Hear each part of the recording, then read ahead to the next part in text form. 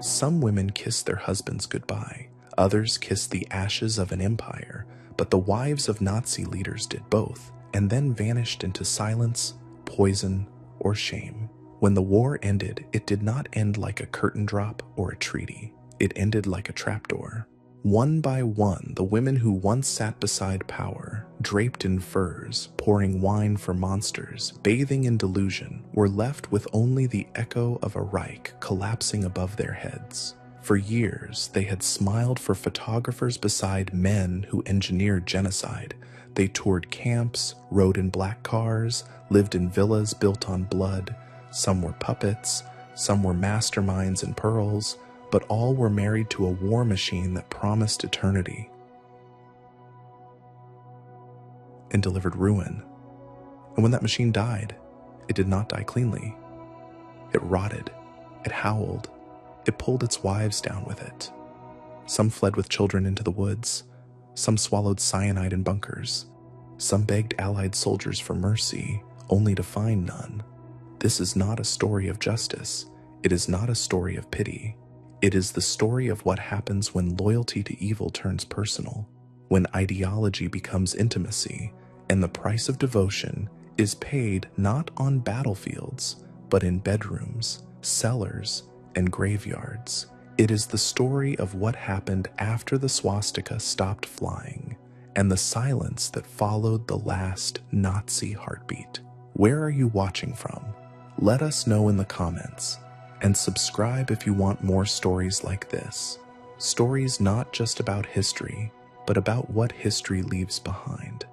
She was once called the First Lady of the Third Reich, blonde, elegant, polished like porcelain. Magda Goebbels wasn't just the wife of the Nazi propaganda minister. She was the face the regime used to soften its cruelty.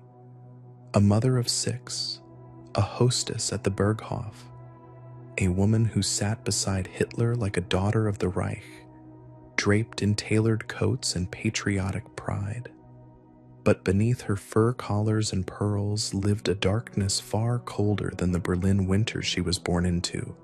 She didn't just follow the regime, she believed in it like religion, and when it collapsed, she followed it into the grave with a devotion that felt less like loyalty and more like worship.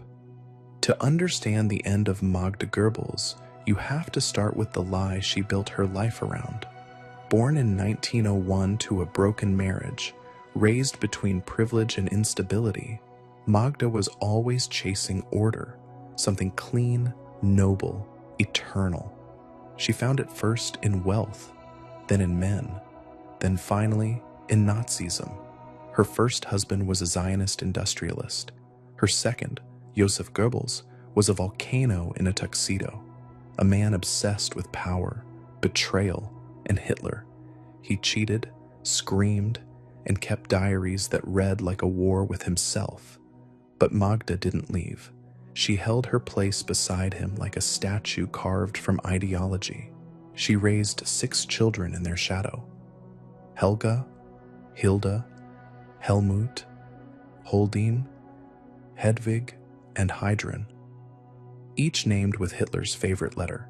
She taught them to sing for the Führer. She taught them that Germany was their sacred kingdom. And she taught them that death, if necessary, was honorable.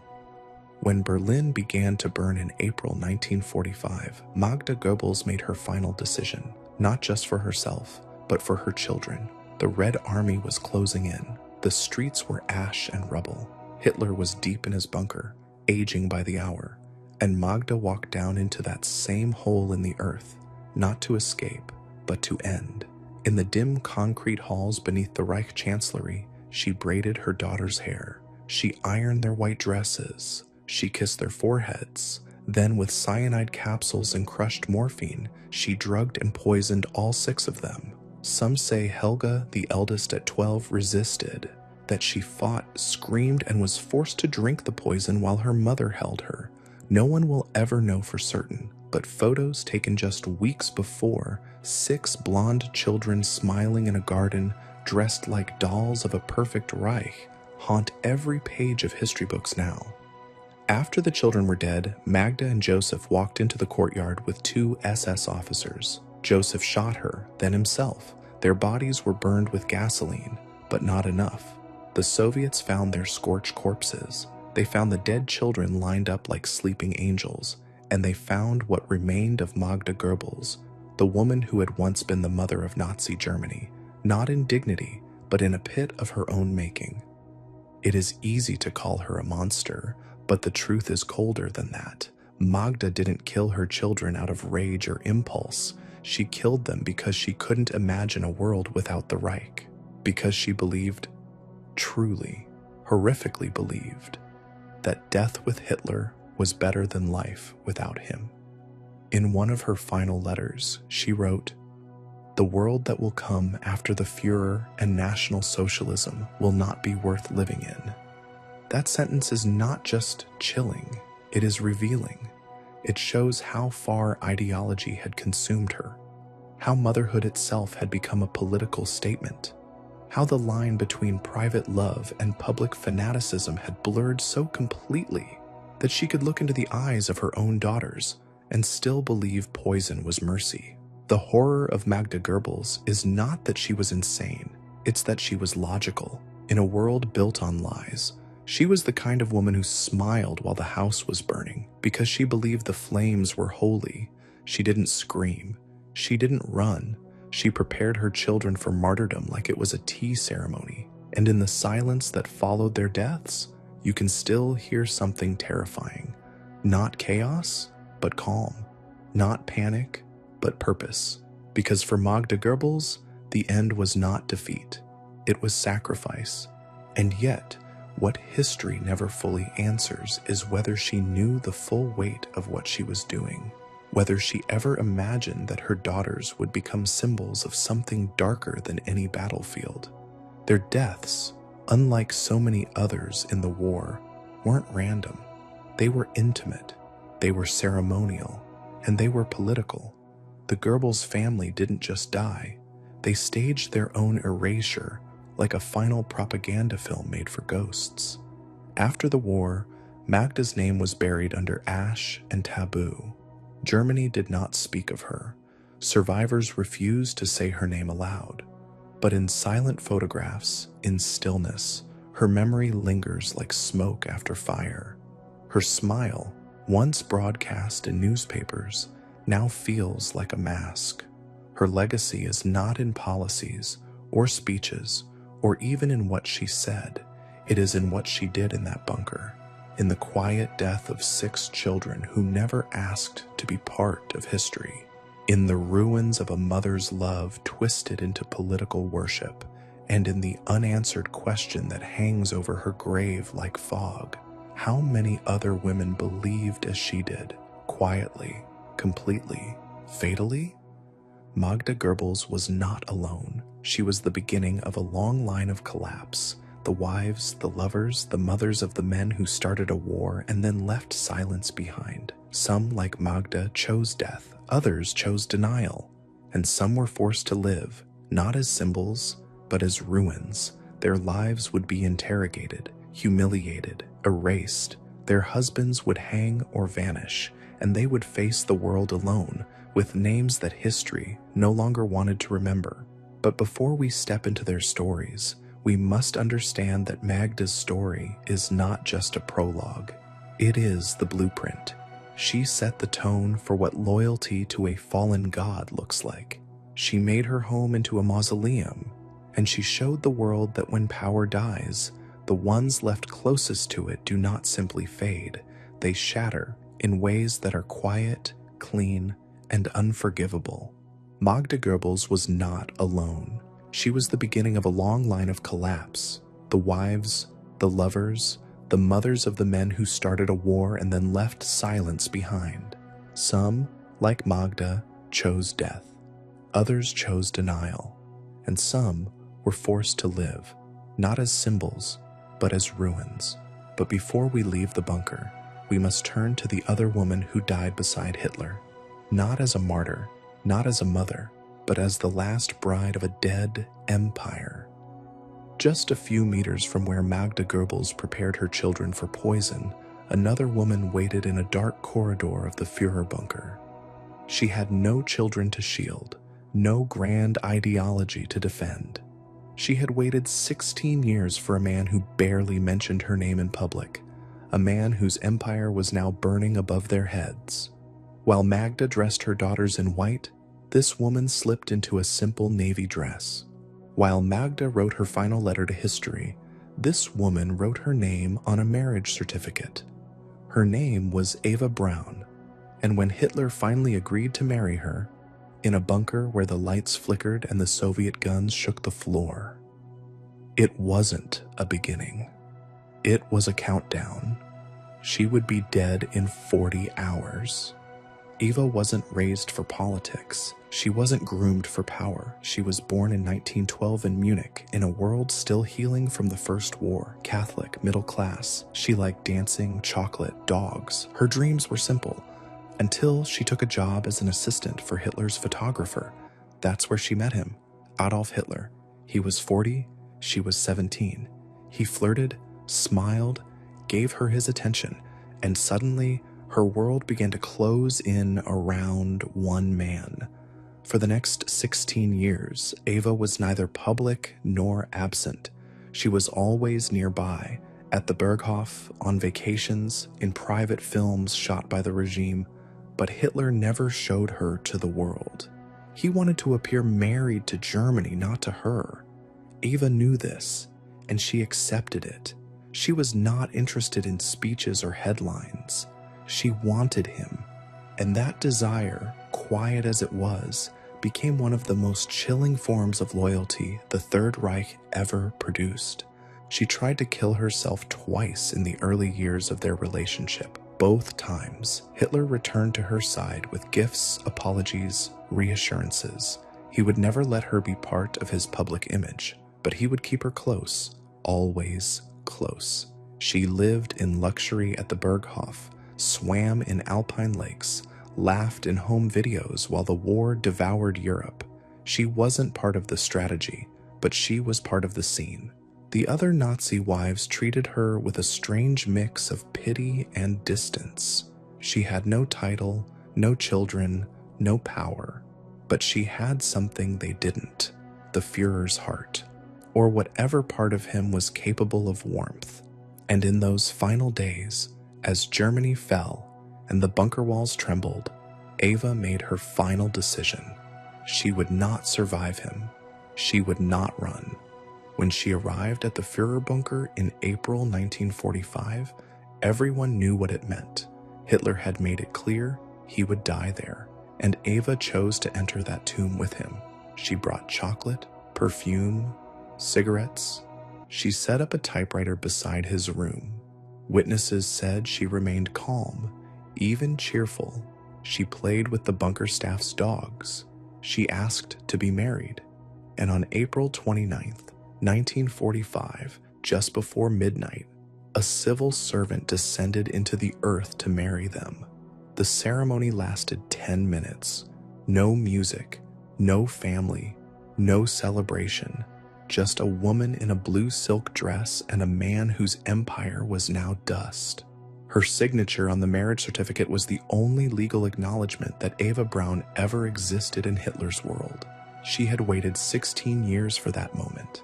It lasted one night. The next day, she and Hitler shared a final lunch. She changed into another dress, black with white piping. Then she took a cyanide capsule. He followed with a gun to the temple. Their bodies were wrapped in blankets, carried outside, doused with gasoline, and set alight in the courtyard. Soviet soldiers found the scorched remains days later. Eva's body was eventually identified by her jaw and dental bridge. Her ashes were buried, dug up, burned again, scattered, hidden. There is no grave, no memorial, no place where her name is spoken aloud. Only fragments, only questions. And the question that has followed Eva Braun across history is not why she died, but why she stayed. She was not held captive. No one ordered her to remain. The war was lost. Hitler was finished. She could have escaped. Her family survived the war. She could have started over. But Ava didn't want a new life.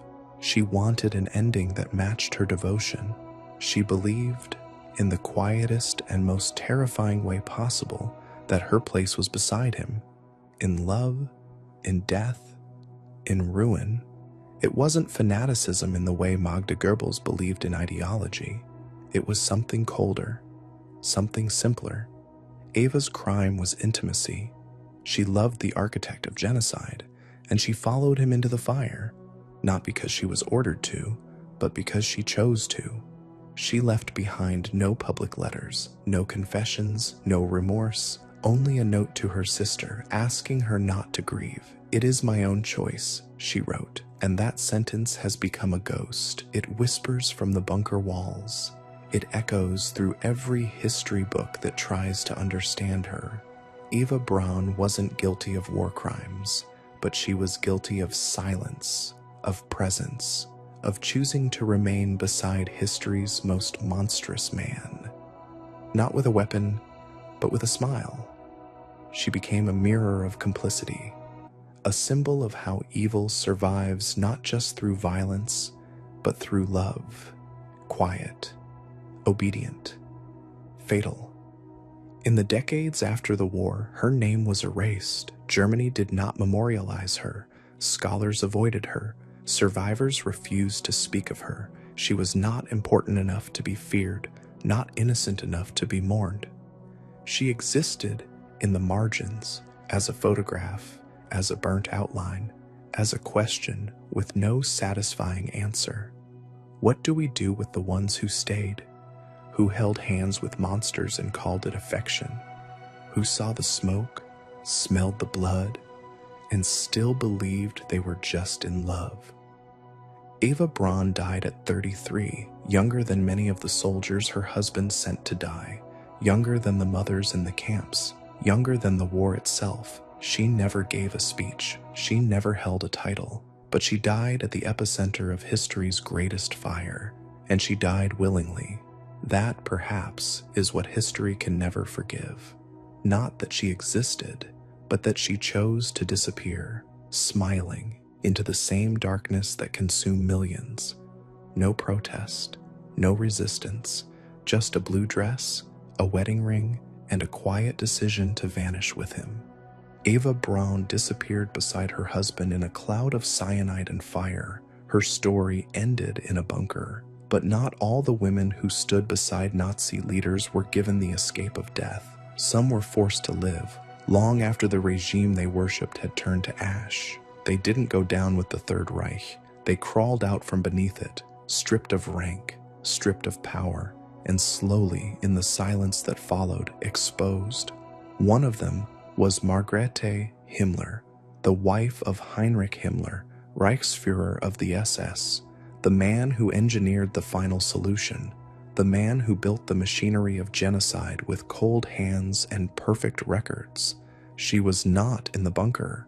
She was not in the headlines, but she was there, at his side through it all, not as a victim, not as a stranger to his crimes, but as his partner, his mirror. And when the war ended, she didn't run from what she had seen. She pretended not to see it at all. Margaret Himmler was everything the Nazi ideal demanded of a woman: Aryan, Protestant, educated, and unflinching. Born in 1893, she trained as a nurse and came from a wealthy family. When she met Heinrich, he was still awkward and socially fragile, not yet the architect of mass murder, just a man searching for structure. They married in 1928. She was 7 years older, more experienced, and instantly embraced his political ambitions. Together, they crafted an image of a disciplined, elite German household. Margaret wasn't interested in glamour like Emmy Goering or blind romance like Eva Braun. She was interested in purity, health, and control. Her writings reveal a woman obsessed with hygiene, order, and hierarchy, not just in her home, but in her worldview. Her letters to Heinrich are dry and precise, often laced with petty judgment. She didn't swoon over him. She instructed him, and she believed fervently in what he was building. They had one daughter, Gudrun, born in 1929. Margaret raised her with a clear purpose to carry the values of the Reich forward. Photographs show a blonde girl in SS uniforms, smiling beside her father, adored by party officials. Margaret played the role of the dutiful wife, attending SS events, hosting officers, inspecting Lebensborn maternity homes. She worked with the German Red Cross, visited hospitals, and signed letters with Heil Hitler as naturally as one might write love. She was not just present in the Nazi system. She was woven into its domestic fabric, a living embodiment of what the regime expected from its women: loyalty, order, silence. And yet, when the war turned and her husband's empire began to collapse under the weight of its own atrocities, Margaret Himmler did not collapse with it. She withdrew, retreated into herself, refused to answer questions, refused to acknowledge what had been built in her name and in her husband's. When Heinrich Himmler attempted to negotiate with the Allies behind Hitler's back in 1945, he was cast out of the inner circle. He tried to flee. He was captured by the British. And then, like so many others, he bit down on a cyanide capsule before he could stand trial. But Margaret did not mourn him publicly. She did not die beside him. She survived the end of the Reich. And in many ways, that survival revealed something even colder than death. After the war, Margaret was arrested by Allied forces, interrogated, interned. She denied everything, denied knowing about the camps, denied hearing about the gas chambers, denied that her husband had ever spoken of killing.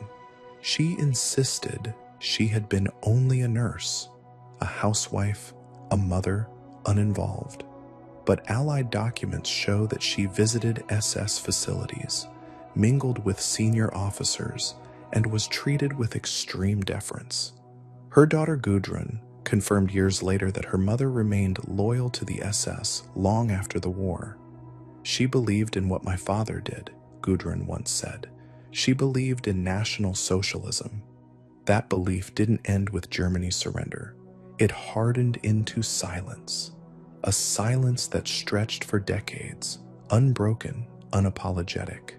Margaret Himmler was classified as a lesser offender by Allied tribunals. She was interned until 1948 and then quietly released. She changed her name. She lived in obscurity, refusing to speak publicly about the man she had married or the crimes he had orchestrated. But those who studied her writings, letters, diaries, notes, found no remorse, no cracks, just distance, detachment, precision. She wrote about linen shortages, about dental hygiene, about party events and neighbors, but not about Auschwitz, not about mass graves, not about her husband's role in the murder of 6 million Jews. In the ruins of the Reich, Margaret Himmler stood not as a shattered widow, but as a blank page, and that made her terrifying, because it suggested that some people don't need to be told what not to feel. They simply never felt it in the first place. Her daughter Gudrun remained a committed Nazi sympathizer until her death in 2018. She never disavowed her father. She helped support former SS officers, attended reunions, and referred to Heinrich Himmler as a good man. And where did she learn that? Not from history books, not from propaganda. She learned it at home, from the woman who tucked her in at night, from the mother who hosted SS dinners, who stood smiling in family portraits with men who had built the Holocaust, who never once apologized. The brutality of Margaret Himmler's story is not in violence. It's in the absence of it. She didn't kill anyone, but she helped build the home in which murder was made invisible. She perfected the art of knowing and pretending not to. And when history came knocking, she closed the door. She refused interviews, refused to speak at trials, refused to write a memoir. She faded quietly into post-war Germany, a country that did not want to look backward.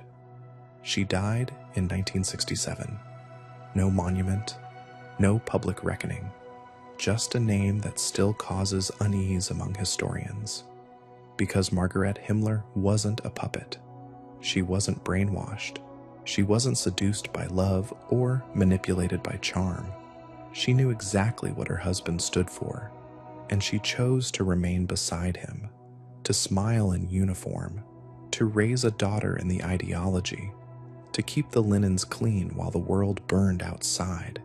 In many ways, she represents a truth about the Third Reich that few want to confront. That its horrors were not only created by madmen and tyrants, but by families, by dinner parties, by carefully tended gardens, by wives who never questioned, never cried, never looked away.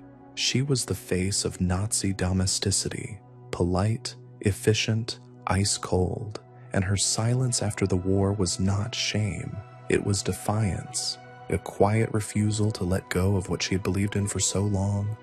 Margaret Himmler didn't vanish like Eva Braun. She didn't murder like Magda Goebbels. She lived, and in her survival, we see the final, brutal truth of Nazi womanhood, that loyalty comes in many forms. Some drink poison, some pray, some pick up the pieces and disappear, unchanged. And that, in the end, may be the most dangerous form of all.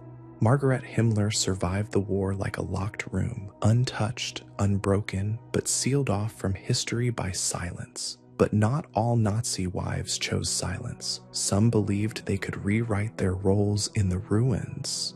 They stepped out of the wreckage wearing pearls and perfume, clinging to titles that no longer meant anything. They believed the world might forgive, or at least forget. One of the most visible among them was Emmy Göring, wife of Hermann Göring, commander of the Luftwaffe, Hitler's designated successor, and one of the most flamboyant architects of the Nazi regime.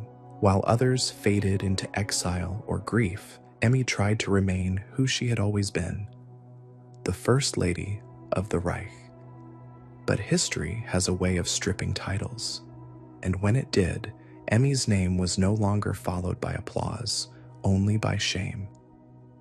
Before the war, Emmy Göring was adored. She was a celebrated actress, a star of the German stage, elegant and poised. She met Hermann Göring in the early 1930s, just as he was rising to power. Their marriage became more than a personal union. It became a spectacle, a propaganda masterpiece. Their wedding in 1935 was a grand affair, attended by Nazi elites, filmed and broadcast as proof that the new Reich was not just military, but aristocratic, cultural, divine. Emmy wore gowns designed by top Berlin couturiers. She rode in open cars, waved to crowds, and entertained foreign diplomats in her lavish home, Karenhall, a sprawling estate filled with looted art, stolen gold, and the grandeur of a man who styled himself as royalty. She was not just a wife. She was a symbol, the Reich's queen. Emmy reveled in her role. She hosted military balls, posed with Hitler, and issued statements on behalf of wounded soldiers. She gave radio speeches about German motherhood and pride. She toured hospitals and charities, always photographed in furs, gloves, and perfect posture. To many Germans, Emmy Göring embodied the charm of the Nazi dream. Behind the scenes, she was far more calculating. She knew who her husband was. She knew what power demanded, and she played her part, not reluctantly but with theatrical flair. She was ambitious, proud, and fully aware that her status came not just from marriage, but from performance, and she was brilliant at it. But the show couldn't last. By the early 1940s, the Luftwaffe was crumbling. Göring, once seen as Hitler's heir, was becoming a caricature, obese, addicted to morphine, more concerned with collecting art than winning battles. His influence waned, his enemies in the Nazi inner circle grew, and as Berlin collapsed, so did the Göring's empire. Karen Hall was destroyed by Göring himself in 1945, just before the Allies arrived. He didn't want them to see what he had built, or what he had stolen. Emmy fled with their daughter, Etta, and waited. She believed, as so many did, that her reputation would protect her, that her years of charity and patriotism would mean something, that she could separate herself from the crimes. But history had already judged her, and it would be harsh. After the war, Emmy Göring was arrested by Allied forces. She stood trial in denazification courts and was classified as a major offender. She argued that she had never been political, that she was just an actress, just a wife, just a woman. But the evidence told another story. Testimonies revealed how deeply she had embedded herself in the regime's social fabric, how she had benefited from stolen property, entertained war criminals, and elevated herself through association with mass murderers. Her wartime letters were reviewed, her broadcasts, her friendships, and what emerged was not innocence, but entitlement. She believed she deserved admiration. She believed her fame, her beauty, her status would shield her from consequences. She was wrong.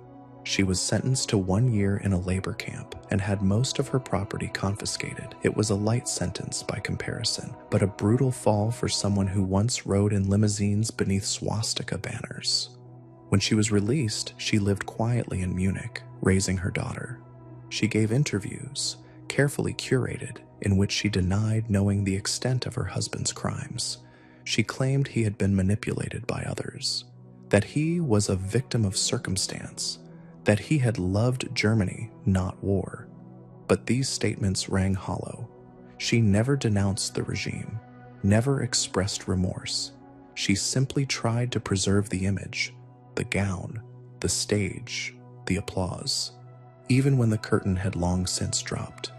Her daughter, Etta, born in 1938 and raised in luxury, defended her father until her death in 2018. She claimed that Emmy was misunderstood, that Hermann Göring was a man of culture, not cruelty. But history does not measure legacy in anecdotes. It measures it in silence, and Emmy Göring's life after the war was filled with it. She remained loyal to the illusion. She never acknowledged the stolen art on their walls, never spoke about the camps her husband oversaw, never apologized for the life she lived while others were hunted, starved, and erased. What made Emmy Göring different from women like Magda Goebbels or Eva Braun was not her loyalty, but her vanity. She didn't die with the Reich because she still believed she could survive it, that she could rebrand, that her charm and celebrity could outlast the flames. But in the end, all that remained was dust. The gowns were gone, the estate was gone, the applause was gone, and the name Göring, once spoken with fear and reverence, became something whispered only in history classrooms, or not at all. She died in 1973, alone. No headlines, no tributes, just another footnote in a war that buried its women in different kinds of graves. Some, like Magda, chose death. Others, like Emmy, chose denial. But in both choices, we find the same truth, that proximity to power doesn't just corrupt, it consumes. And the women who stood beside the architects of terror did not escape its shadow. They became part of it, not with guns or uniforms, but with silence, beauty, and belief in a world that never really existed. If Emmy Göring died clinging to her fame, Gerda Bormann disappeared before the war had even ended. She wasn't photographed in pearls, she didn't give speeches or wave from balconies, she wasn't in the bunker, she wasn't even in the newspapers. But if you trace the chain of command in Hitler's Third Reich, her name sits uncomfortably close to the center. Because Gerda was married to Martin Bormann, Hitler's private secretary, the man who controlled the Führer's schedule, access, correspondence, and secrets. He wasn't as loud as Göring or as terrifying as Himmler, but he was just as powerful. And unlike the other Nazi wives, Gerda didn't seek attention. She lived quietly, purposefully, beneath the spotlight, not to avoid it, but because she knew the truth. Power doesn't always roar. Sometimes it whispers, and when it falls, it leaves no echo, only absence. Gerda Buch was born in 1909, the daughter of a prominent judge who supported the Nazi Party in its early years. Her father, Walter Buch, was close to Hitler himself, which meant that when she married Martin Bormann in 1929, she wasn't just joining a family, she was entering an inner circle. She was young, devoted, and fanatical. Letters between her and her husband reveal a marriage built not on romance, but ideology. They shared a belief in racial purity, in German destiny, in National Socialism as salvation. And they built their family around that belief. Together, they had 10 children. 10.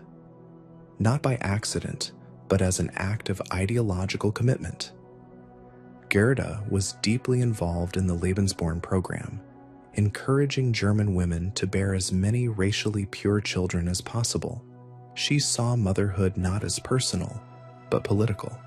She wasn't just raising a family. She believed she was raising a generation of the Reich.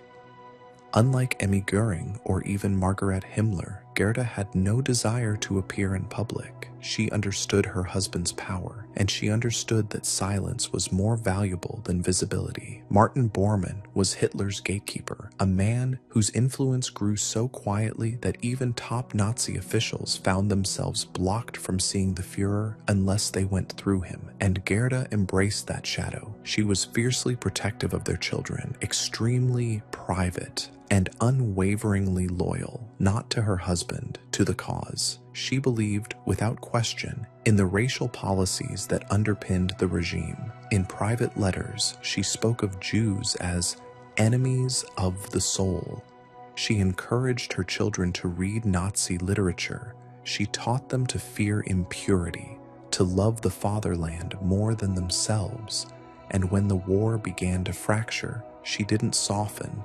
She didn't question, she doubled down.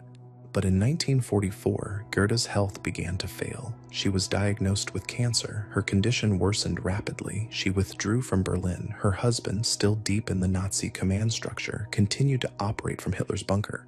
And by 1945, as the Soviets approached and Germany dissolved into rubble, Gerda disappeared from public life entirely. There were no final photos, no farewell statements, just letters, private, desperate, unwavering. She wrote to Martin even as her body collapsed. In one of her last letters, she told him she was proud, that their children would carry the ideals of the Reich forward, that she believed in what they had built. There was no regret, no apology, only pride. She died on March 23rd, 1946. Nearly a full year after Germany's surrender, but she did not die in prison or in shame. She died in obscurity, under medical care, from the very disease that had pulled her out of history's frame before the war even ended. Her death barely made news, and that's what makes her story so terrifying. Gerda Bormann did not face trial. She was never interrogated. Her name was never written on a tribunal list. She did not walk into the spotlight of post-war justice. She vanished, not by accident, but by design. Her death was natural, her escape complete. While other Nazi wives were captured, tried, imprisoned, or disgraced, Gerda died with her beliefs intact and her children beside her. And in that silence, history lost one of its most unnerving witnesses. Her husband, Martin Bormann, fled Berlin after Hitler's suicide. For years, no one knew where he went.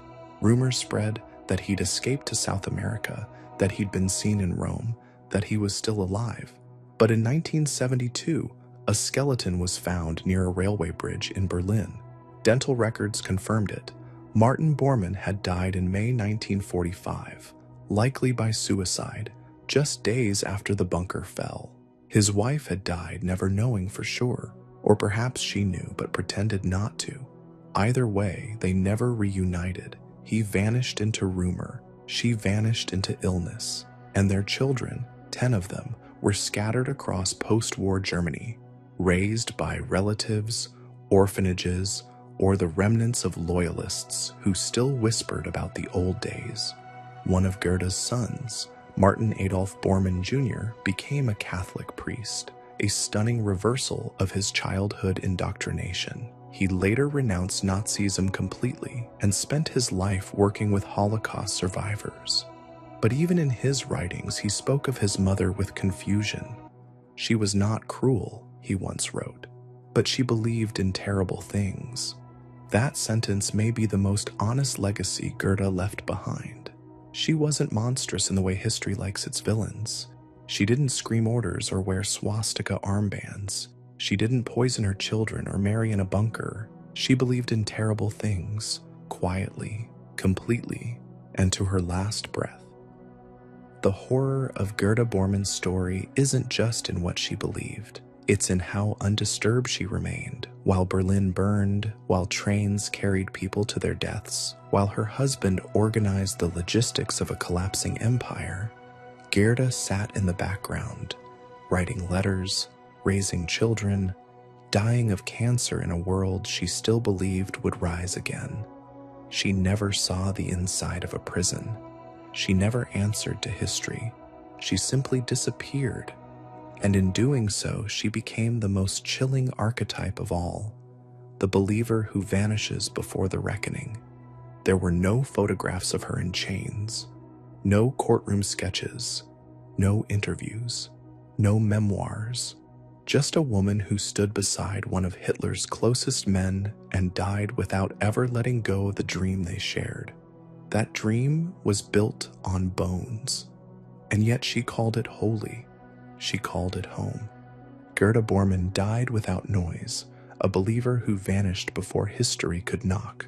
But not all the wives of Nazi leaders were granted such silence. Some were forced to live in the echo, not just of defeat, but of disgrace. They did not vanish, they lingered. And in their lingering, they revealed what happens when conviction is too heavy to put down, even when the war is long over. Ilse Hess was one of them, the wife of Rudolf Hess, Hitler's deputy, the man who once sat second only to the Führer. But Rudolf's story was strange even by Nazi standards. He didn't die in battle. He didn't stand trial with the others in Nuremberg. Not at first. He flew to Britain in 1941, alone, in a solo mission so bizarre it stunned even the most hardened Nazis. He claimed he wanted peace.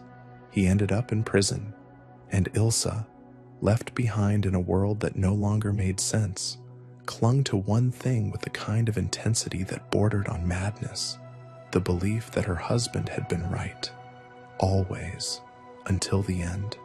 Ilse Pröll was born in 1900 into a well-educated conservative family. Her early years were marked by strong nationalist sentiments. She met Rudolf Hess before the Nazis were even in power, when Hitler was still a fringe agitator giving speeches in Munich beer halls. Ilse was already enthralled. She supported the party early. She was present during its rise, believed in its mythology, and admired Hitler as a spiritual figure. Her marriage to Rudolf in 1927 was not just personal, it was political. They shared the same obsessions: order, sacrifice, destiny. And she didn't just stand beside him, she followed him into the deepest corners of fanaticism. Ilse was known to be rigid, serious, and fiercely protective of the regime's image. She gave speeches for the Nazi Women's League, spoke on the role of women in the coming Reich, and urged German mothers to raise their sons for sacrifice. But when her husband flew a single-engine plane to Scotland in 1941, without permission, without orders, and without success, Ilse's world began to fall apart. Rudolf had hoped to negotiate peace with Britain, to preserve the Reich against the rising Soviet threat. But he was captured, declared insane by some, and denounced by Hitler himself as a traitor. Suddenly, Ilse was not the wife of a national hero. She was the wife of a man in exile, abandoned, humiliated, locked away.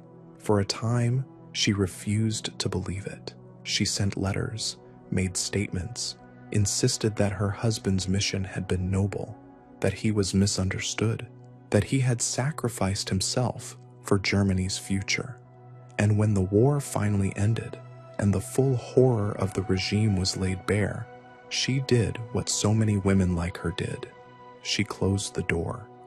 Ilse Hess was arrested by Allied forces in 1945. She was interned at a denazification camp and questioned repeatedly. Her responses were clinical, stubborn, and unrepentant. She denied the Holocaust, denied German guilt, denied any wrongdoing on her part or her husband's.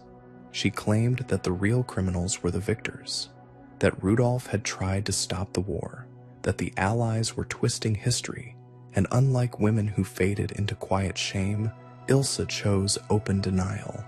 For years after her release in 1947, she gave interviews defending National Socialism.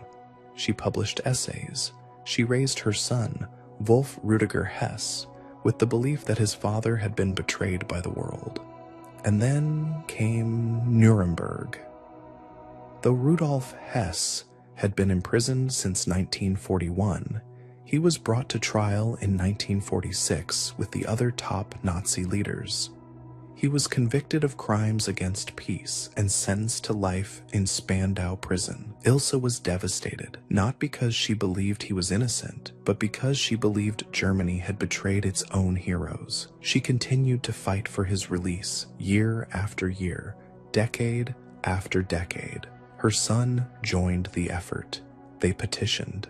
They printed pamphlets. They argued that Rudolf had been a man of peace, that his mission to Britain had been misunderstood, that his imprisonment was political, not moral.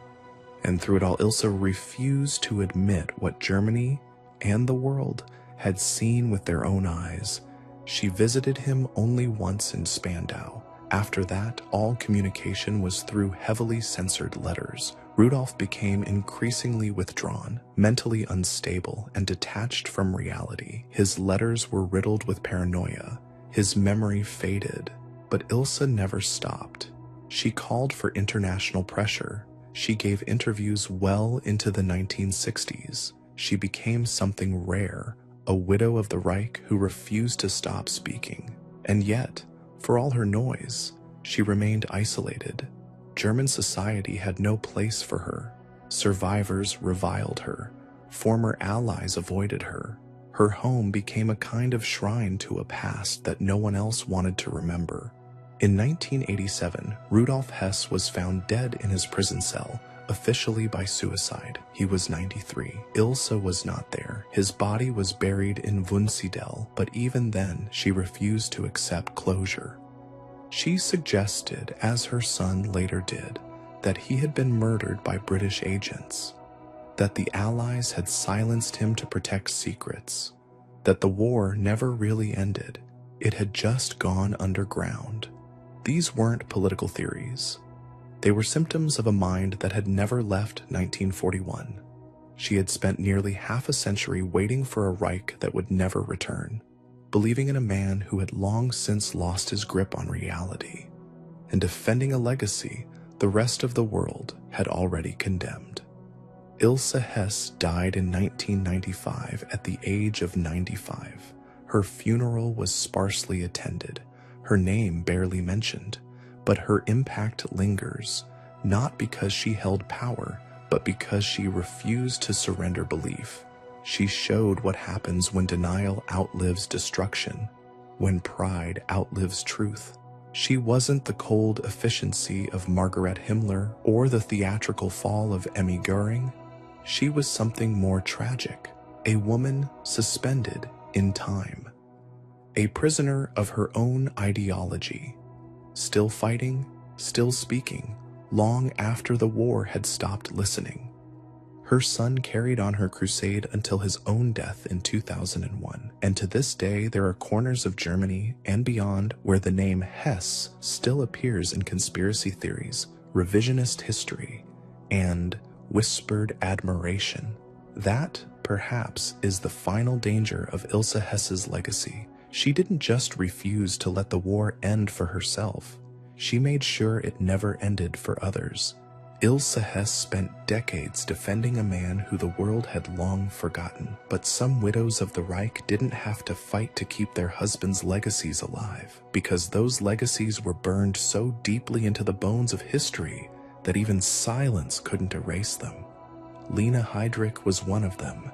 She didn't stand by a fallen man. She stood by a monster.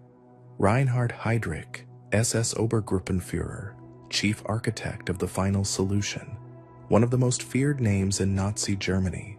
He was the man who organized the Wannsee Conference, who sent orders with bureaucratic elegance that ended in mass graves.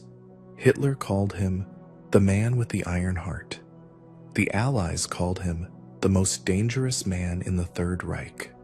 And Lena, the woman who married him, bore his children, and stood beside him as the world burned, was not horrified by any of it. She was proud, even after his death, especially after his death. Because Lena Heydrich didn't just survive the war, she tried to rewrite it.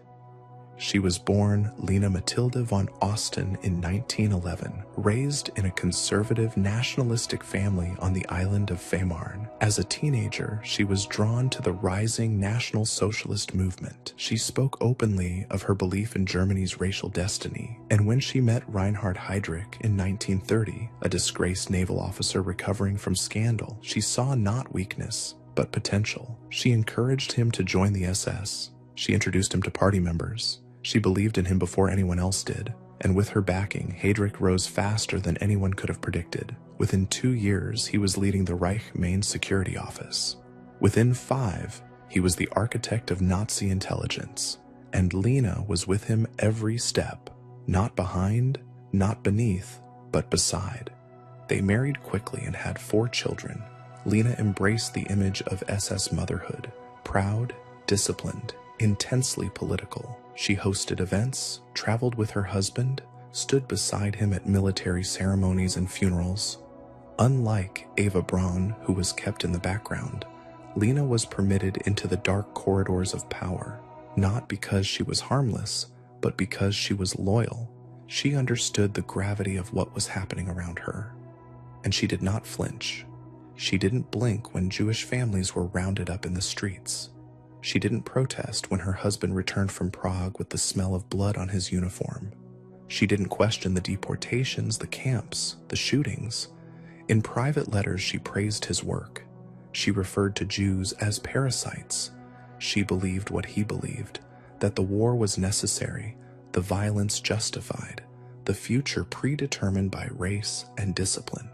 In 1942, Reinhard Heydrich was assassinated by Czech resistance fighters in Prague. His death was slow and agonizing. A grenade blew shrapnel into his spine. He died of sepsis days later. Hitler was enraged. The retaliation was immediate and monstrous. Entire villages were burned. Thousands executed. Lena, now a widow at 31, was placed in the center of a carefully staged national mourning. She was given a pension, honored by SS officials, and cloaked in public sympathy. But Lena didn't grieve in silence. She saw his death not as a tragedy, but as martyrdom. She believed the world had lost a genius, and she dedicated the rest of her life to restoring his name. After the war, Lena fled to Bavaria with her children. She was captured and interrogated by Allied forces, but she denied knowing anything about her husband's role in the Holocaust. She claimed she was just a housewife, that she had stayed out of politics, that Reinhard had never spoken of his work, but her reputation was too deeply tied to his. She was classified as a follower, not a major offender, but not innocent either. Her SS pension was revoked. Her property seized. For a time, she lived in poverty, but she did not disappear. In the 1950s, she began writing not memoirs of regret, but of vindication. In 1976, she published a book titled Life with a War Criminal, a staggeringly cold and calculated defense of her husband's actions. In it, She portrayed Heydrich as a misunderstood patriot, a brilliant administrator, a man devoted to his country. She insisted that the Holocaust was exaggerated, that Reinhard was not responsible, that the Allies had distorted everything. Her words were not confused. They were exact. She dismissed Jewish suffering. She questioned the legitimacy of Nuremberg. She accused post-war Germany of cowardice, and she wrote it all not as an old woman reminiscing, but as a soldier still loyal to a ghost. The book was met with horror. Historians condemned it. Survivors called it obscene, but Lena didn't care. She sold copies. She gave interviews. She defended Nazi ideology well into the 1980s. And in doing so, she became a symbol of something even more terrifying than hatred: unrepentance. She wasn't ashamed. She wasn't afraid. She believed what she believed until her dying breath. Her children grew up in the shadow of that pride. Some distanced themselves. Others remained silent, but none could escape the legacy of their father or the defiance of their mother. Lena Heydrich died in 1985 at the age of 74. Her grave was simple, her name rarely spoken aloud in Germany, but her book remained in circulation for years, passed quietly among revisionist circles and far-right sympathizers. She had spent 4 decades shaping her husband's memory, not into truth, but into a monument of lies, and that, perhaps, is the most brutal legacy of all. Because Lena didn't just survive history, she tried to edit it.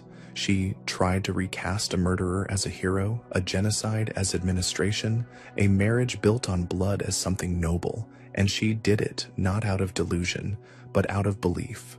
Among all the wives of the Nazi elite, Lena Heydrich stands apart, not because she was more extreme, but because she remained unchanged. From her wedding day to her final breath, she never once questioned the regime. She never once considered that her husband had helped build hell on earth. She called him brilliant. She called him misunderstood. She called him her great love. And in doing so, she reminded the world that sometimes the most dangerous people aren't the ones who kill. They're the ones who survive and still refuse to see what those killings meant. Lena Heydrich didn't flinch. She stood tall in the ruins, writing her husband's crimes into praise. But not all the wives of Nazi leaders kept speaking. Most didn't write books. Most didn't give interviews. Most didn't even leave Germany. They stayed quietly in the wreckage, and they endured something far slower than death. They endured shame.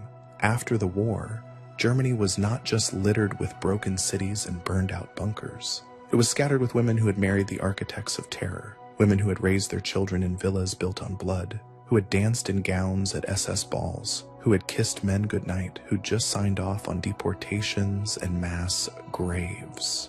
When the Reich fell, these women didn't leap from balconies or swallow cyanide. They survived. And in that survival, they entered a kind of exile without borders, one measured not in distance, but in memory. They weren't famous enough to be tried. They weren't powerful enough to be hunted, but they weren't forgotten. Their names appeared in court documents, in family trees, in the margins of war crimes files. Women like Margrethe Speer, wife of Albert Speer, Hitler's chief architect and armaments minister. She stayed by his side even after he was sentenced to 20 years at Spandau prison. She rarely spoke in public, but her silence was not neutrality. It was shelter. She raised their children alone, managing their wealth, protecting his legacy. When he was released in 1966, they reunited quietly, but she never criticized him, never questioned what he had built. The slave labor, the factories, the war machine. She simply moved forward, stepping over the bones of the past like stones in a garden path. There was also Gertrude Schultz-Klink, the so-called Reich women's leader and head of the Nazi Women's League. While not a wife in the sense of being married to one particular war criminal, she was herself one of the most powerful female figures in the Third Reich. After the war, she was arrested, sentenced to 18 months in a labor camp, and then released. She faded from the public eye, but in private, she remained defiant. In the 1970s, she wrote her memoir, Die Frau im Dritten Reich, The Woman in the Third Reich, where she minimized Nazi crimes and insisted the party had simply been misunderstood. She claimed that her loyalty had always been to German values, not politics. It was a lie, and a dangerous one, because it showed how deeply denial could root itself in the soft soil of peacetime. How the same women who once urged mothers to raise sons for Hitler were now recasting themselves as victims of history, not participants in it. Many others disappeared into small towns and quiet apartments. They took new names. They told their children half-truths. Some moved west to the American zone, where scrutiny was looser. Others stayed in East Germany, where Soviet authorities often imprisoned them, but eventually forgot about them. They opened grocery shops, worked as secretaries, lived in the homes their husbands had left behind. They never wore uniforms again, but they never truly took them off either. The ideology clung to them like a second skin, and though they no longer had power, they carried something else, memory, not the kind written in history books, but the kind whispered behind closed doors, the kind that never apologized. The children of these women grew up in a fog of contradiction. Some were told their fathers had been heroes, others were told nothing at all. A few, like Nicholas Frank, son of Hans Frank, Governor General of occupied Poland, went on to publicly condemn their parents. Nicholas wrote scathing books denouncing his father's crimes and tearing apart the myths his mother tried to preserve. But not all children followed that path. Some defended, some denied, some simply disappeared, carrying the weight of a name they never chose. The world, in turn, didn't quite know what to do with these widows and wives. They weren't criminals in the legal sense, but they weren't innocent. They had served tea in rooms where genocide was planned. They had raised toasts at dinners hosted by warlords. They had watched their husbands sign orders and then laid beside them in bed, saying nothing. And after the war, they said even less. Their lives became long corridors of silence, not because they were sorry, but because they knew the world had moved on without them, and they had no place in it anymore. Some tried to rebuild, to start over, to remarry, but they always remained who they were, wives of the Reich, women whose last names were no longer names, but indictments, women who had once held influence not through power, but proximity, and now held nothing but memories that no one wanted to hear. Their communities often knew, neighbors whispered, children were bullied, employers hesitated, but no one spoke openly. Post-war Germany, especially in the 1950s and 60s, was obsessed with forgetting. Trials came and went. Monuments were built. But the real reckoning, the domestic, intimate, familial reckoning, never arrived. It was easier to look away, to call these women relics, to pretend they hadn't seen what they had seen. But they had seen it. They had seen the trains, the uniforms, the orders, the wealth that came from nowhere, the neighbors who vanished, the promotions that arrived after someone else was removed. They had seen the flicker in their husbands' eyes when a town was cleared, the smell of freshly laundered uniforms returned from the east, the tightening of jaws at dinner, and they had said nothing, done nothing, believed everything. That's what makes these surviving wives so chilling. Not that they escaped punishment, but that they lived on, unbroken, that they managed to adapt, that they looked into the eyes of a new Germany, democratic, fractured, ashamed, and said, with either words or silence, we were not wrong.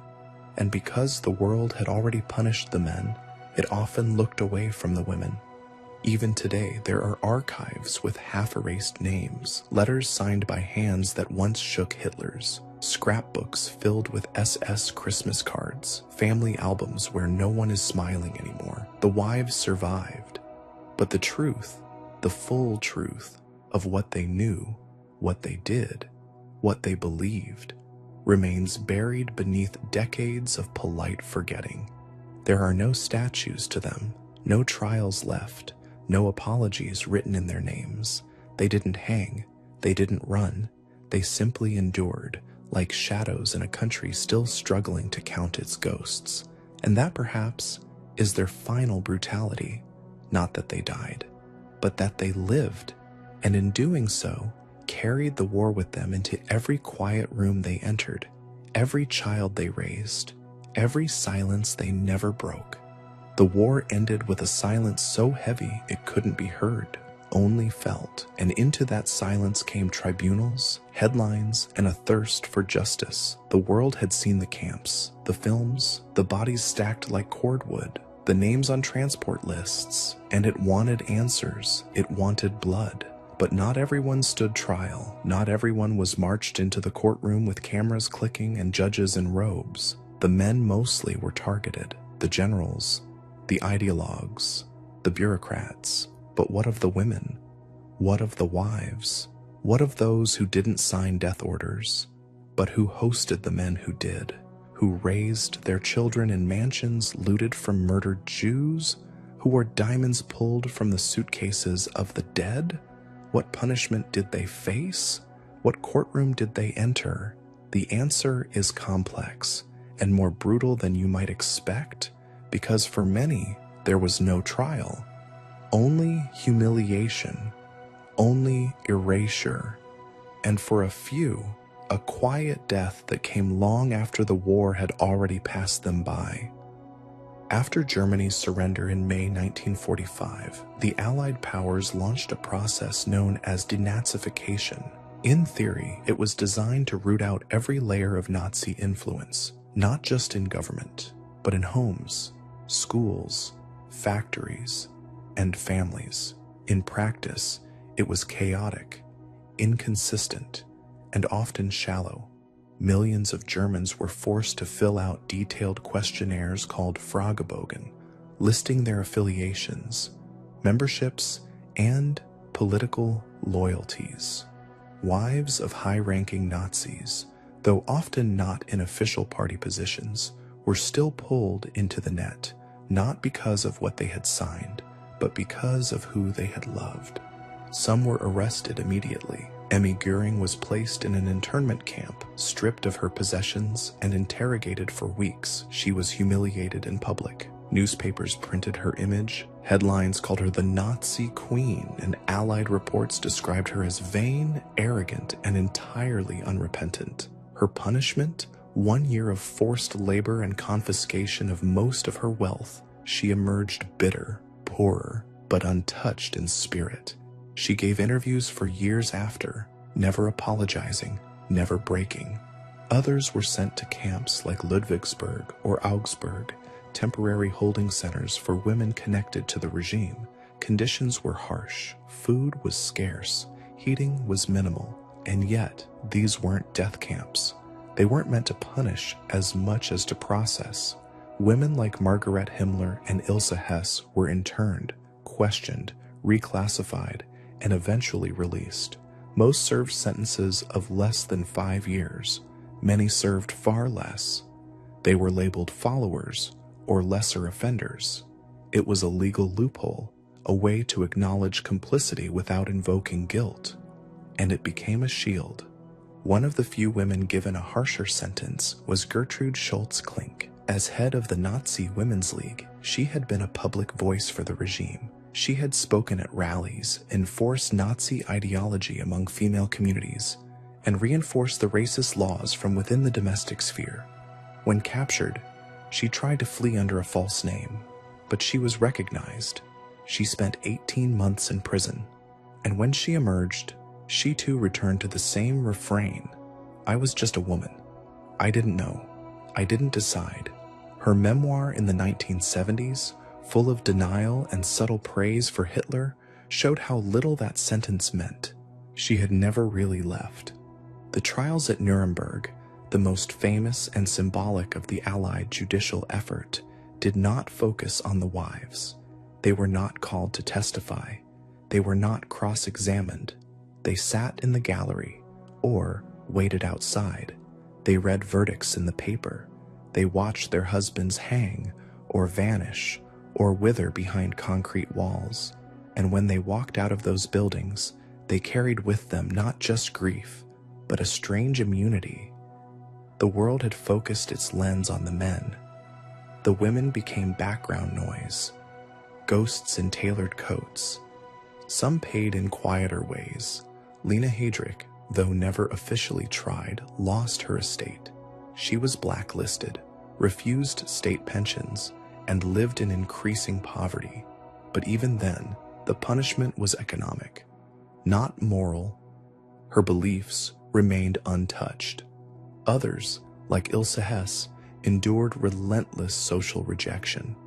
Their children were mocked, harassed, unable to marry into families untouched by the war. Their homes were sometimes vandalized. Letters arrived anonymously, but these were consequences of presence, not law. And slowly, the post-war world grew tired. Trials faded, priorities shifted, and the women were left to rot in silence or reinvent themselves.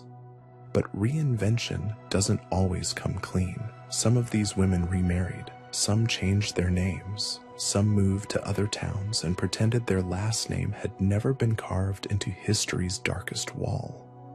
Others stayed in place, surrounded by the ruins of what they once believed was eternal.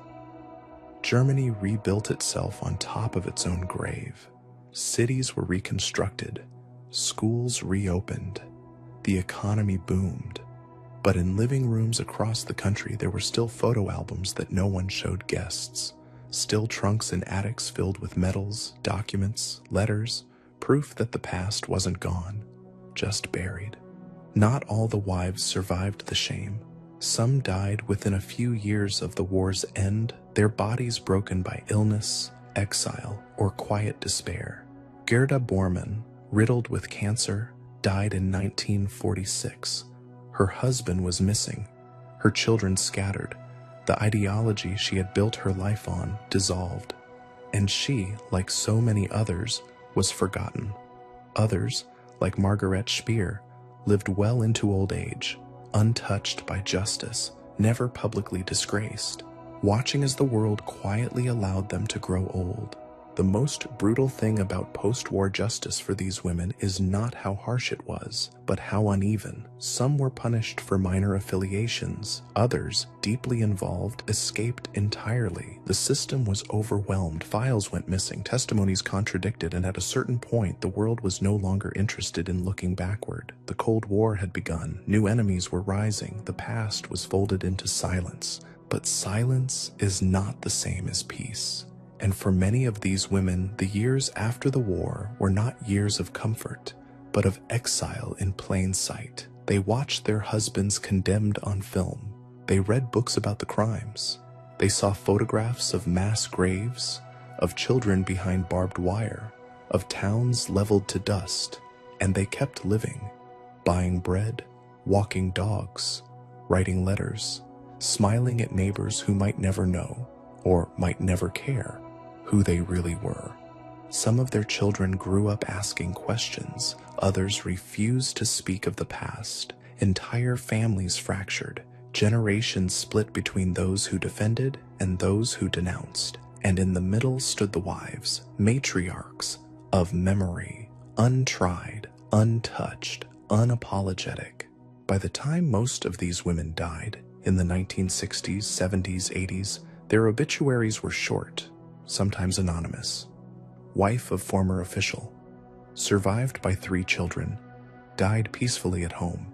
But peace, in these cases, was a fiction, because the real punishment for these women wasn't a courtroom, it wasn't prison, it wasn't execution, it was the quiet, the long, slow, unbearable quiet that follows when the world no longer calls your name, but never forgets what you did with it.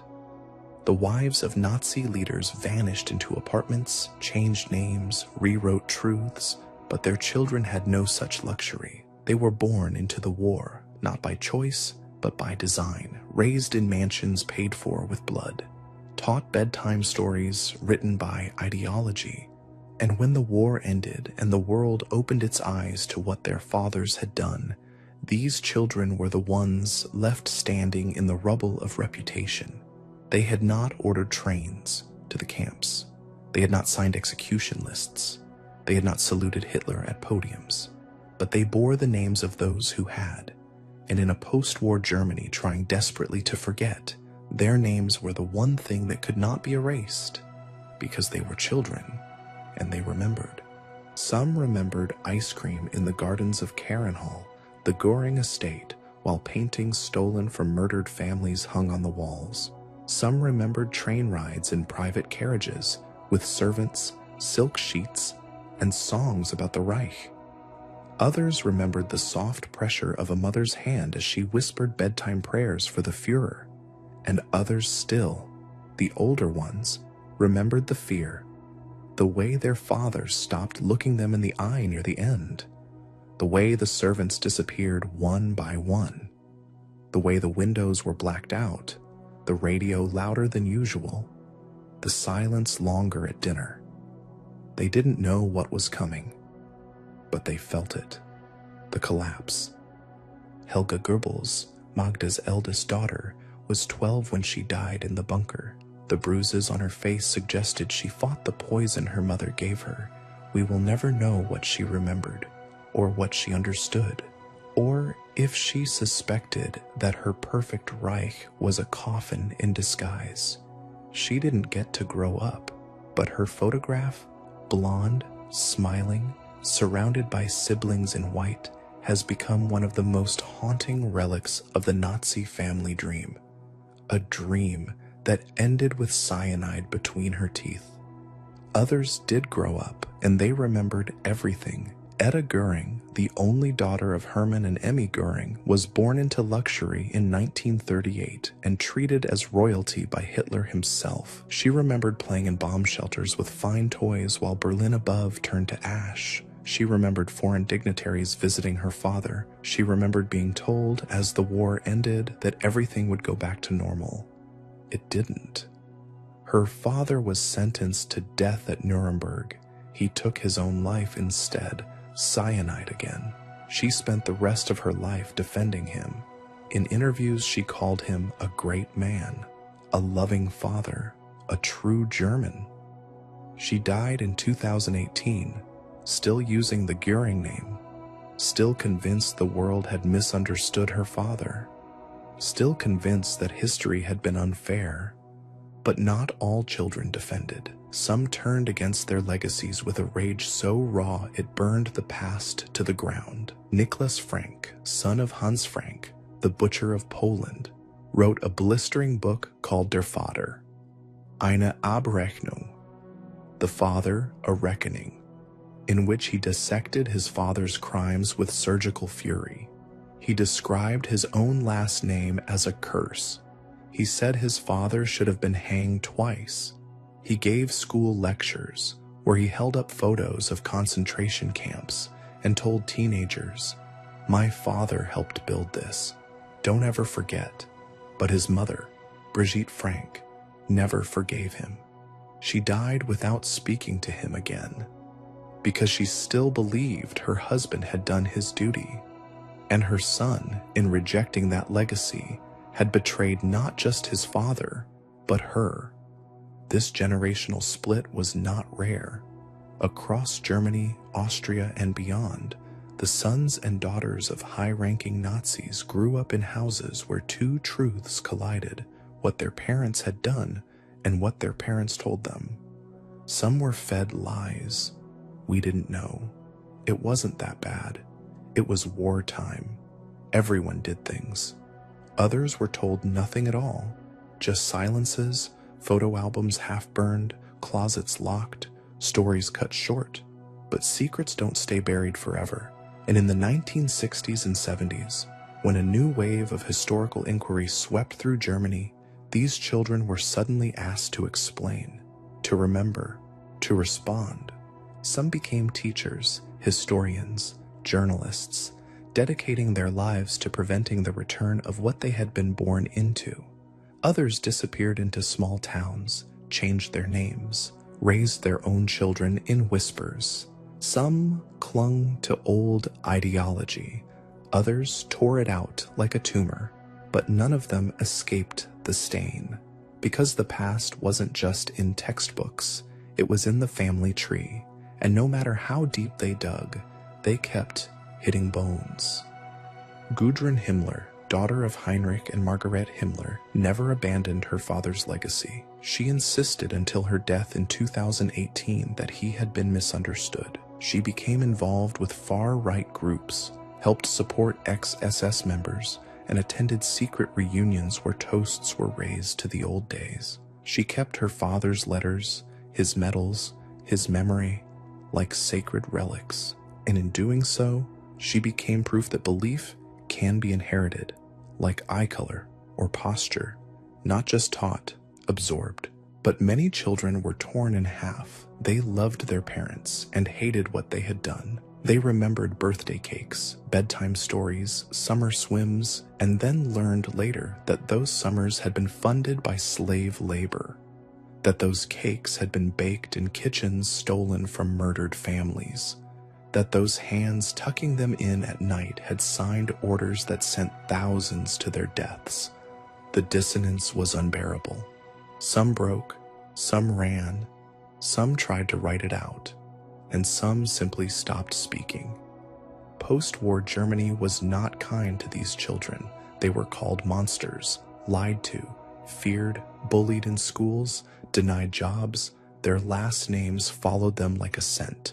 When they introduced themselves, rooms fell quiet. When they applied for positions, background checks killed the conversation. They were punished for crimes they did not commit, but from which they had benefited. The world did not know how to forgive them, and they did not know how to forgive their parents. And in that gap, many of them stayed suspended, forever asking, what do you do with a name like mine? There are documentaries now. Children of the Third Reich, Hitler's Children, My Father Was a Nazi, where survivors sit in front of cameras and try to explain how they grew up in palaces of death, how they learned to read using Nazi picture books, how they were taught to draw swastikas before they could spell their names, and how slowly they learned that the stories told around their dinner tables were not history, but horror. Some found healing, others never did, but none forgot.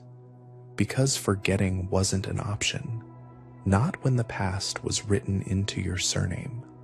Not when your father's face appeared in history books next to gas chambers.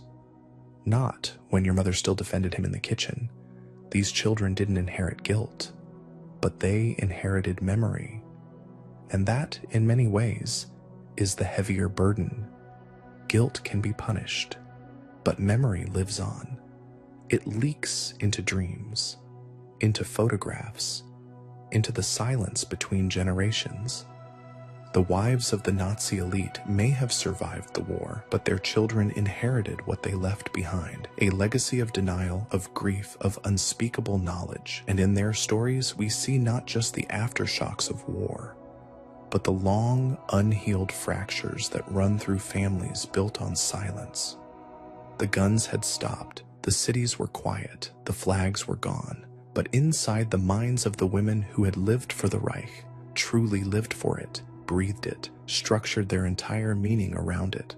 The war never ended, because it wasn't just a political loss, it was a spiritual collapse, a collapse of identity. And for many of these women, the silence that followed 1945 wasn't peace, it was disintegration, slowly, privately, quietly.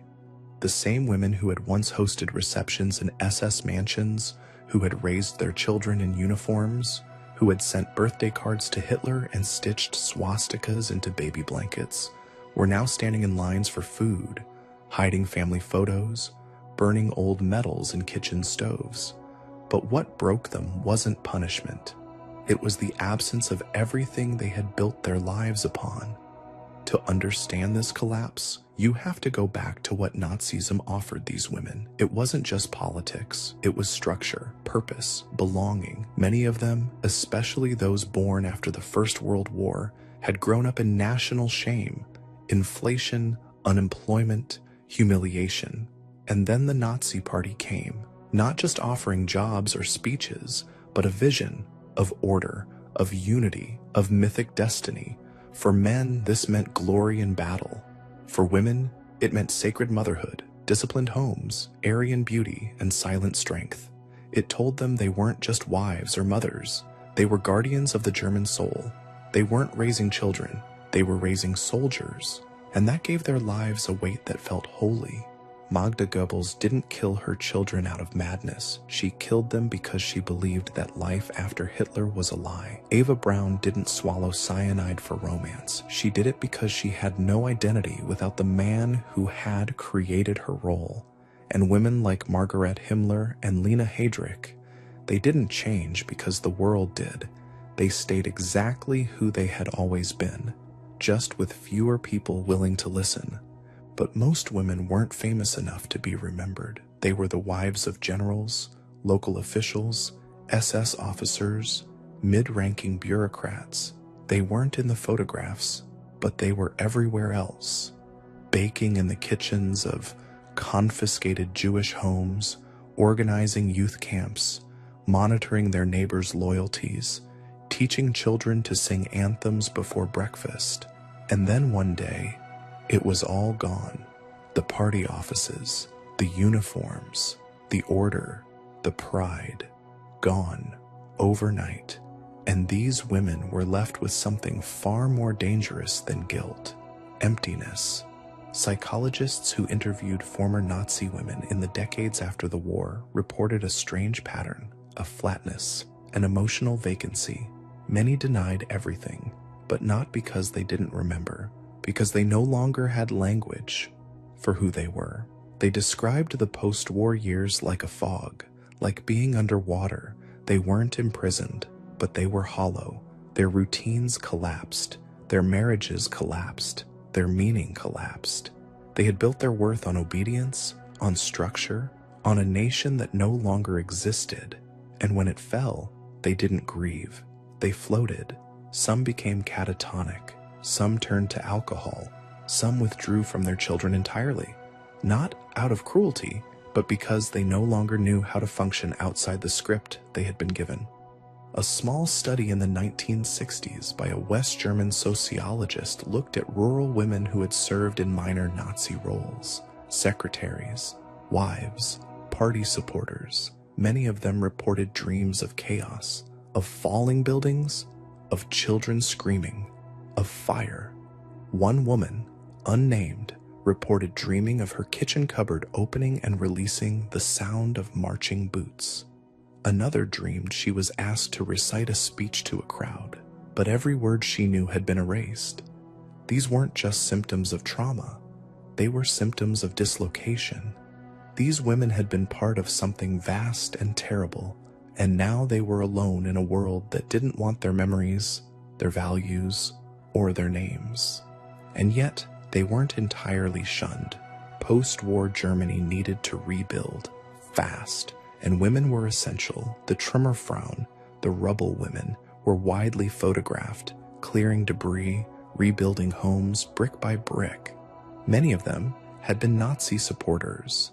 No one asked too many questions. There wasn't time, but inside their homes, the war lingered, in the way they raised their children, in the way they spoke about discipline, in the way they taught silence. The Third Reich may have died, but its echoes were passed through lullabies, punishments, family rules, dinner table topics left untouched. And for the women who had once belonged to something larger, that echo was both comfort and curse. Not all suffered outwardly. Some adapted. Some found religion. Others slipped quietly into the role of grandmothers, knitting socks, while never once mentioning what they had done. But even in their stillness, the collapse was visible. In their guarded expressions, in the way they avoided certain streets, certain questions, certain books. Some kept locked boxes in their attics, filled with Nazi memorabilia they could never bring themselves to throw away, not out of pride, but because it was the only proof they had once been part of something. For some, the psychological collapse took a different shape, denial as armor. These women reinvented themselves not as survivors, but as victims. We didn't know. We had no choice. It was my husband, not me. The story was rehearsed, told with glassy eyes, but beneath the surface, something more complicated stirred, a grief not for the victims of the regime, but for the lost purpose they had once clung to. In group interviews, several women said they missed the unity of those years, the discipline, the shared values. They were speaking of a regime that murdered millions, and they missed the order. This is perhaps the darkest truth of post-war Nazi womanhood, that many of them did not collapse in guilt, but in longing, not for the violence, but for the identity it gave them. They had been told what to wear, how to raise their children, what to say, what to believe, and for a certain kind of person, that level of control feels like safety. When it was gone, they were no longer wives of the Reich. They were just women in a broken country. And they had no idea who they were without the script. Some filled that void with conspiracy theories, others with bitterness. Some, the younger widows, tried to pass it off as youthful mistake. But deep down, the damage had already been done. Because when your whole life is built on lies, you never stop believing. The truth is not just painful, it's unbearable. And so they did what so many people do when faced with unbearable truth. They retreated into silence, into nostalgia, into bitterness disguised as pride. Some never spoke of the war again. Some kept speaking long after they should have stopped. And some, the most broken, died never knowing the war had ended at all. Not inside them. These women didn't just outlive the Reich. They outlived the version of themselves they once believed to be holy. And in that long gray afterlife, they weren't punished. They were hollowed out, slowly, quietly, and completely. The war ended in 1945. The men were tried, the cities rebuilt, the world moved on, but the wives of Nazi Germany remained, scattered across a landscape that no longer recognized them and would never again make room for what they had once represented. Some died in bunkers, their last acts poisoned by devotion. Others vanished into apartments, clutching old photographs. Some kept speaking, some never spoke again, but all of them, every last one, carried something darker than guilt. They carried loyalty, not just to husbands, or uniforms, or history, but to evil, and that loyalty, in the end, is what outlived them. This is not a story of wives who didn't know. They knew. Maybe not every number, not every plan, not every order signed behind closed doors, but they knew enough. They knew where the stolen furniture came from. They knew why their neighbors had vanished. They knew why their husbands came home with blood in their collars and silence in their eyes. They knew why the trains didn't come back. They knew the look of power. They knew the smell of fear. And they stayed. Some out of belief, some out of comfort, some out of love. But they stayed. And in doing so, they became part of the machine. What do we call that? We're trained to think of evil as loud, as violent, as masculine. But these women showed us something else. Evil that wears perfume, evil that braids its daughter's hair, evil that hosts dinner parties, reads bedtime stories, folds linens, and then smiles at the man who planned genocide. It doesn't scream. It doesn't rage. It whispers. It waits. and it survives. History has always struggled with women like this, women who aren't villains in the traditional sense, but who walked the corridors of horror with their eyes open. They weren't in uniform, but they stood beside those who were. They didn't hold whips, but they held hands with men who did. They didn't issue commands, but they decorated the homes of those who signed the orders. They weren't outside the system. They were inside its heart. And that's what made them so dangerous. They humanized it, softened it, put a face on it that didn't look monstrous, until it was too late. What they left behind is not just memory, it's weight. You can still feel it in the silences of post-war towns, in the missing names in school registers, in the gravestones with dates that stop at 1942, in the photos never taken, in the stories never told. Their husbands' crimes were recorded, cataloged, prosecuted, but their loyalty? That was harder to capture. It left no fingerprints, just echoes. Some of these women died believing they had done nothing wrong. Some believed they had done everything right. Others were crushed beneath the weight of lives they no longer understood. But none of them, not one, left behind a legacy of redemption. There were no public apologies, no reckoning, no repentance worth remembering.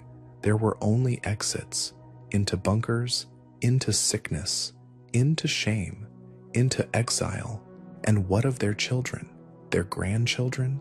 Their names still trigger silence in libraries, suspicion in offices, exclusion in classrooms, not because we hate the innocent, but because we're still trying to understand what it means to be born from silence, from complicity, from loyalty to evil disguised as family. This story is not about punishment, it's about inheritance. What do we do with these names, these women, these lives? We don't have to hate them, but we must never forget them, because forgetting is how it happens again. Not with tanks, not with flags, but with small decisions, with quiet obedience, with women who say, this is just my role, this is just my home, this is just my husband. And by the time anyone sees the truth, the trains have already left. Magda, Ava, Emmy, Lena, Ilsa, Gerda, Margaret, and the dozens of others who lived in their shadows. Their names may not be written in court records, but they are written elsewhere, in ash, in silence, in the long breath between denial and memory. They weren't just wives of the Third Reich. They were its mirror, its home, its heartbeat. And when it ended, they did not die as heroes or martyrs. They died as reminders that evil doesn't need to shout. Sometimes it only needs someone to stand beside it and smile.